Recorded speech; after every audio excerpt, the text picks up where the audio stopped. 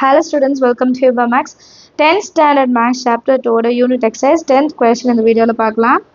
The value of motorcycle depreciate at 15% per year. What will be the value of motorcycle 3 years after which is now purchased for 45,000? So இப்போ ஒரு motorcycle வாங்குறாங்க, அந்த motorcycle value வந்து காசு வந்து 45,000 இருக்கான் சரிங்களா. இப்போ 3 வருஷம் கழிச்சு அந்த வண்டி இப்போ விற்க போறோம்னா எவ்வளோக்கு விற்க முடியும் அப்படின்ட்டு.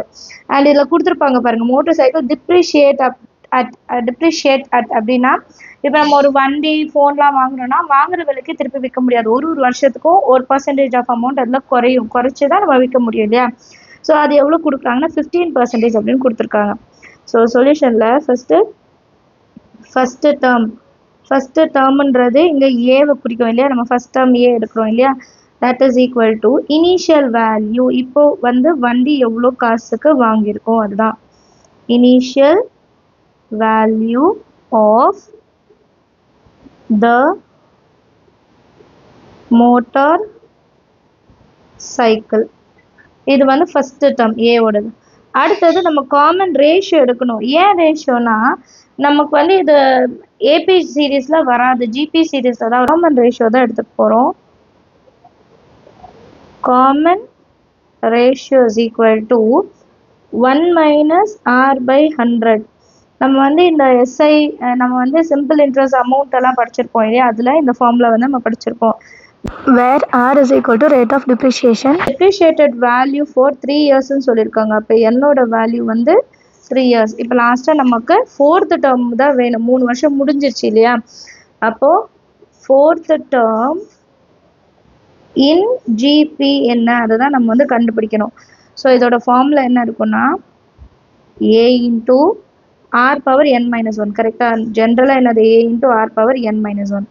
இங்கே ஆர் இருக்க இடத்துல என்ன எழுதணும், 1 minus r by 100, 1 minus r by 100 பவரில் என் இருக்க இடத்துல 4 minus 1 which is equal to ஏவோட வேல்யூ எவ்வளோ 45,000 இன்ட்டு 1 மைனஸ் ஆரோட வேல்யூ 15%. ஸோ 15/100, 4 மைனஸ் 1 வந்து 3.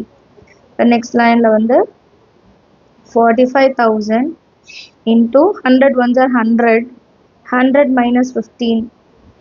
அதை ஒரு லைன் வேணால் எழுதிக்கலாமா, 100 ones are 100 மைனஸ் 15/100 பவரில் 3. therefore 45,000 இன்ட்டு 85/100 பவரில் 3. லைனில் இதை எக்ஸ்பேண்ட் பண்ணி எழுதலாம். 45,000 into 85 into 85 divided by 100 divided by 100 divided by 100. 1 2 3 3 0 cut பண்ணிடலாம். இப்போ பேலன்ஸ் 45 இன்ட்டு 85 இன்ட்டு 85 இன்ட்டு 85 மட்டும் தானே இருக்கும், எழுதிக்கலாமா. 45 இன்ட்டு 85 இன்ட்டு 85 இன்ட்டு 85 டிவைடட் பையில் 1000 இருக்கு.